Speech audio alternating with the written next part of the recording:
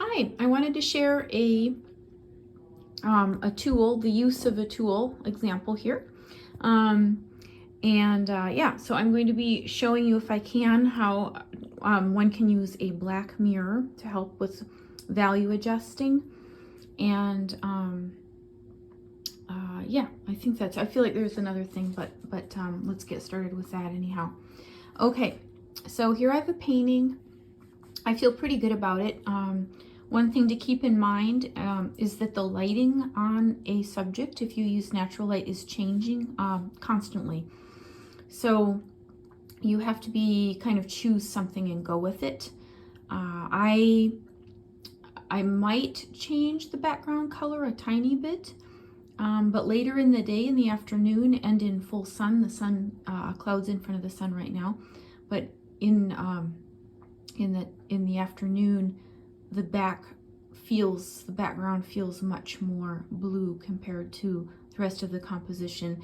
And knowing that blue and yellow are complementary colors, I'm inclined to kind of go bluish on it. But again, you can sometimes during the day the background's almost pink, so you kind of have to choose what you like and go with it. You can see actually the sun is increasing here as I speak. Okay, here I have a homemade black mirror.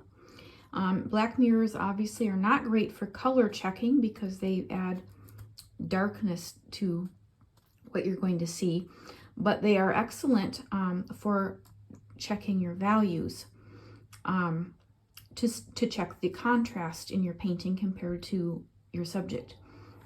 And how that works is you have to remember that in painting, we cannot paint light anywhere near the powerful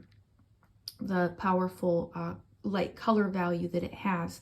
We are more able to replicate how dark something is with black paint than we are able to represent sunlight with white paint. So that's an important thing, important concept to grasp. So something to keep in mind. So what the black mirror does is it cuts the light down on your live subject to be more easily replicatable in paint. It narrows the value spectrum. So it's like if you imagine a line between the lights and the darks, the black mirror, by making everything darker, forces it to be more replicatable in paint. Okay, so what you do is you take your mirror and you hold it upside down. Okay, I can't do the whole painting at once, but that's normal. So what I do is I'm going to put this in the mirror, and then I have to tilt. I have to tilt the mirror. There it is. It's upside down. See that? And that's normal.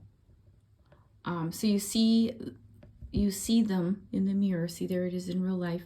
This is it in the mirror. A great thing that I found in this, as an example, is you see the shadow between the pots. There is a little shadow shape on the shorter pot. It's like a little squiggle pattern, and it's where the two pots almost touch. And you see on mine, it is not dark enough. So I'm losing a chance for impact by not making that darker. So there are other little spots where I could potentially make them darker.